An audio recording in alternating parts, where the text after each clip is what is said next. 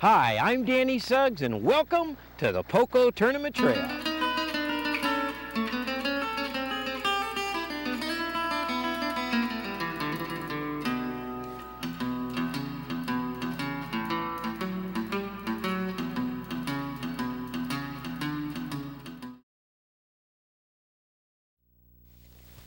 Welcome back to the Poco Tournament Trail.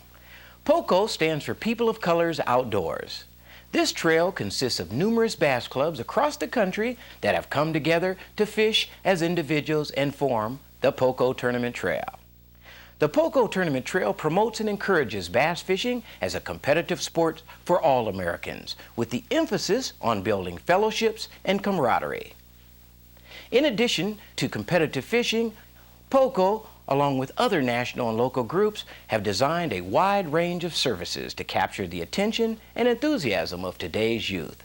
We feel it's important to keep our youth involved in the outdoors. The Poco Tournament Trail runs from January through November.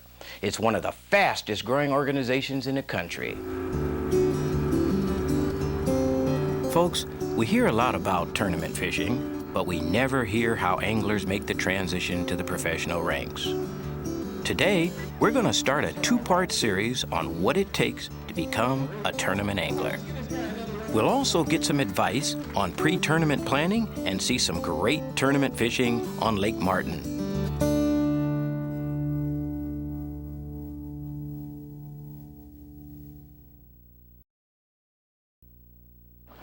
They say that 90% of the fish are caught by only 10% of the anglers. Those anglers who weren't successful didn't plan to fail, they just didn't see our fishing tips on proper planning.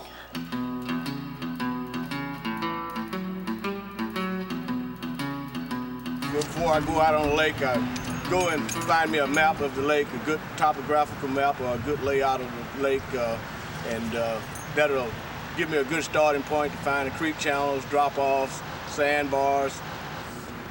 You take your map of your lake and you can use it to find your river channels, shallow spots. You can find depths on your lake, find your islands. If there's any structure around your islands, it'll tell you that. You can see here it's a road bed here, and it has several houses on it.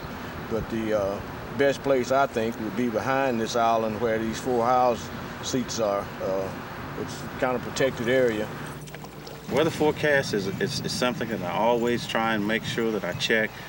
These things are also, not only are they a safety matter, but the fish will normally do a different type of biting when the front's coming through. My main preparation is the time of the year. Fish have a tendency of doing the same thing regardless of what lake you are, depending on the time of the year. What I like to do in the fall months is fish something slow. I pretty well go by the season. I'll look at the lake, want to know if the water is rising or falling, and then want to know the color of the water. I love dingy, muddy water. The lower it is, the dingy it is, the more I love it. So what I try to do is prepare a bait that can be seen, that can work slow, and something that will give a lot of vibration. I like to go through it systematically. First I get on the internet and just check some reports, just kind of see what kind of fish are in the lake. Once doing that, I kind of go in and call a couple of bait stores, just to find out water level, water condition, whether it's stained. I've been bass fishing for the last 20 years or more, and normally I know somebody in the area. After talking to them and study the map and ride and just look and just kind of pick out, some of the places I like to fish. First of all, I try and get some information on the lake, what type of lake it is, heavy structure lake. Also stopping by some of the tackle shops and talking with some of the owners of those shops to find out which parts of the lake are best and which lures are currently being used to catch the fish. Hey folks, don't go away. We'll be right back with more from the Poco Tournament Trail.